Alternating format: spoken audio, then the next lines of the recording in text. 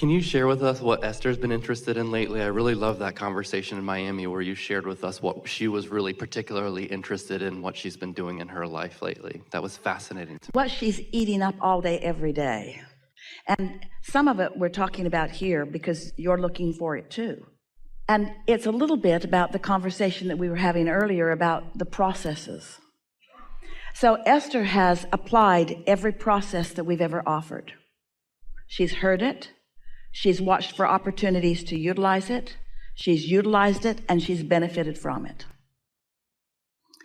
And many of those processes have been a little bit like triage. It's just a way to stop the bleeding, which is important. In other words, the true healing can come later.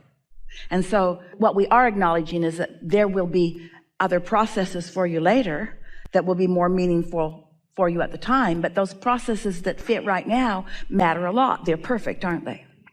So Esther was doing a lot of focus wheels because she was wanting to really clean up her vibration. We'll give you a larger picture of this since you asked the question. She was having an experience with someone where she was not getting what she wanted from the experience. In fact, pretty far off from what she wanted. And she knows she creates her own reality, and she's the first one to take responsibility for what she's getting unless there's somebody else to blame. It felt to her like she was doing more than her part, and still it was escalating to something that was making her uncomfortable. And Esther, like you, wants to feel good. And so one day, one early morning, after a strong awareness that it was not where she wanted it to be, she awakened with these words in her mind: it's attraction, it's attraction, it's attraction, it's attraction, it's attraction, it's attraction, it's attraction, it's attraction, it's only attraction, it's only attraction, it's only attraction, it's only ever attraction, it's only ever attraction. It's never assertion, it's never what somebody else is doing, it's always what you are attracting. Crap. I know that, she says, I know that. So that set her off on a determination to use every process that she'd ever learned from us to make sure that her vibration was in the place that would attract what she wanted for the sake of everyone involved in this co-creation. And it was hard work because it was going back for Esther. It was retracing her steps through things she'd already moved through. It was like treating an understanding that she used to need that she no longer needs. So even in applying a process that at one time served her, the tourniquet that stopped the bleeding, now it's time to take the tourniquet off and allow the real healing to begin. Bulky analogy, we know, but you get what we're talking about, yes? So after a whole lot of focus wheels, she was exhausted. You know what a focus wheel is? Just deciding what you want, recognizing you're not where you want to be, focusing on what you want, and then writing everything that makes you feel like what you want until you sort of shore that up. Well, she shored it up and shored it up and shored it up and shored it up and shored it up until she hated the world. It was like she needed a higher power. It's like she needed a stronger power. She was reaching for something more than that technique, which she had used effectively on less challenging or less important matters. But now her life has parlayed her into a stronger desire, and it required a utilization of all that she knows and going beyond what she had currently known and currently applied. That's why each one of you is here now.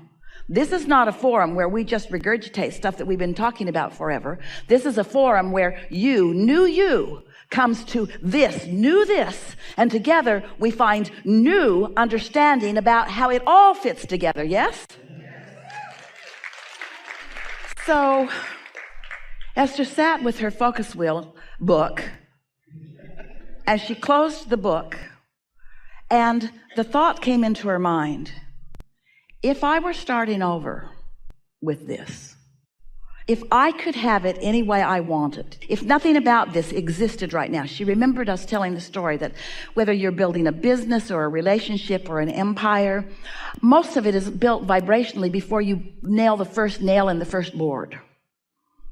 And so those thoughts were kind of wafting through her mind. And she thought, if I could have it just the way I want it, there's nothing in existence now except my knowledge of what does work and what I do want.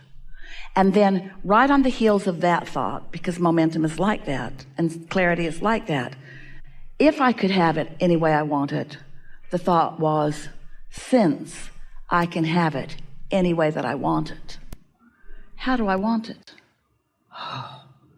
Since I can have it any way that I want it, how do I want it? And for Esther, the best way she could describe it is it felt like she went through a portal where nothing that ever was applied, a portal that allowed her the empowerment that is truly her. And for a moment, she just caught a glimpse of what it's like to command. That's really good. To command of the universe what I now want from where I now stand, since I can have it any way I want it. And the feeling of it, the contrast of the difference between struggling with the focus wheels of trying to clean up some stuff and getting out ahead of it. This is what we mean by getting out ahead of it. By getting out ahead of it and just knowing, what is it that you know? You are an extension of source energy. You are a creator who gets to create anything that you choose. You are liquid love. You are worthy beyond anyone's ability to describe you. You are in possession of the energy that creates worlds, and you get to point it in whatever direction you have identified as important to you. And this portal opened for Esther. It lasted less than 10 seconds. Less than 10 seconds. But it was euphoria and an empowerment, and she was all alone. And once she came down from it a little bit, what she wrote on her paper that she had opened in front of her was, I've heard Abraham say this so many times, but I never personally understood it in the way that I do right now. One who's connected to source is more powerful than millions who are not. And for just a moment, she caught a glimpse of her true power. True power. That's what we're talking to all of you about. Oh, yeah, there's lots you can do. And we love it when you know you're not in a good place and you apply a process and feel better. That's all good. We're not trying to talk you out of any of that. We just want you to know, yeah, there's lots of vehicles, but there is something that you are, you and you. There's a you that you are. You have been becoming. You've been in the state of becoming long before you knew yourself in this physical body. And that you is powerful and loving and knowing and confident and clear-minded and happy and eager and capable and willing and observant and desirous and adoring you, and has access to everything that matters about everything, and will point it to you in a way that you can receive it, because that you understands what your points of resistance are and will guide you around it. Ooh.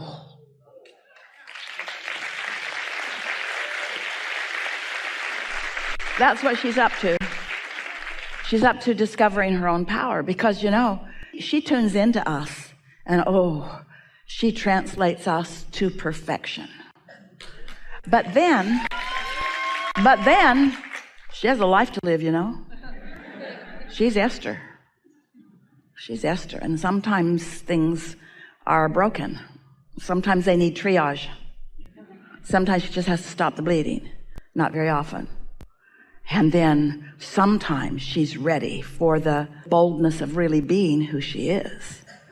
She wants to stand in such practiced and known, owned, dominant vibration of love, that she can look anywhere out into the world, politics, anywhere out into the world, poverty, anywhere out into the world, immigration, anywhere out into the world, cancer, anywhere out into the world, and not flinch one bit. But instead, know the well-being of it. No, because the well-being is dominant. Really quickly, one last question. Is there any specific process, or how was that realized that Esther's utilizing? Well, she's still feeling her way to that. And we all are together here too. And while we're here together, we will identify together some applicable processes that will accomplish just that. But let's start with the understanding of getting out ahead of it, which means leaving the physical reality behind and going where the vortex is.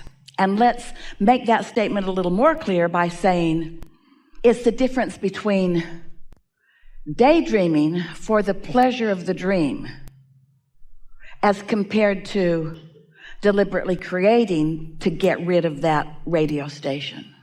It's the getting out ahead of it. You see, you've already gotten out ahead of it. You just don't know it. Your contrast has caused you to launch rockets that have gotten out way out ahead of what you've manifested. So you're already way out ahead of it. Your inner being's already way out ahead of it and gathering all of the cooperative components for what comes next for you. So there's all those vehicles all lined up for you to just enjoy and enjoy and enjoy and enjoy. But most of you want to just jump to that last one because you want success and you want progress and you want the final thing. No, you don't. You want this one and this one and this one and this one and this one. You want all the fun along the way. You want all the deliciousness. And so it's anything and everything that you can think of doing that causes you to feel satisfaction in this moment, which means some deliberately navigating of yourself through life. You got somebody who is always hard to feel good around. Be around them a whole lot less for a while. Don't stop loving them and don't stop wanting the best for them, but don't test yourself with their momentum. If there is music that when you hear it, it thrills you, then play it. But don't play it so often that you're numb to it so that you don't hear its perfection. In other words, pace yourself. Pace yourself for the deliciousness of life experience. Do the things that feel best to you. And of course, there's the big step of loving yourself, but those are just words to most everybody. Love yourself? Yeah, got that one down. No, you don't. No, you don't. You don't have that one down. You don't love yourselves. You don't love yourselves the way your inner being is loving you. You want to, but you got to practice that. You got to look for opportunities for that. And so when someone displeases you and you feel negative emotion about it, and then the next thing you do is be mad at yourself about that, it's time to stop that right now. Because if something displeases you, whether it's an action or a condition, no matter how up close or far away from you it is, when something displeases you and you have a normal knee-jerk reaction of negative emotion because your guidance system is working and you're looking right at something that you don't want, don't let the next step be to be mad at yourself for feeling negative emotion. Instead, say, good for me, my guidance system is working. Good for me, my guidance system is reminding me that that's not how I roll. Good for me, good for me, good for me. My negative emotion is alive and well. My negative emotion is alive and well and good for me. Good for me. Be proud of your utilization of your emotional guidance system. I'm going to find a way to feel negative emotion and like it. Wait. I'm going to find a way to feel negative emotion and not turn it back on myself. Wait.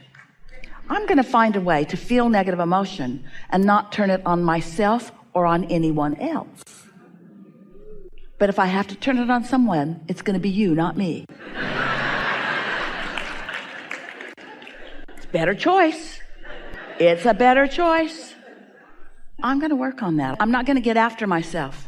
I'm not going to look for perfection because I'm never going to be perfect because there's always going to be something more. I'm going to do my best to accept that right now. I'm expanding. Are you done? No. Not ever going to be done.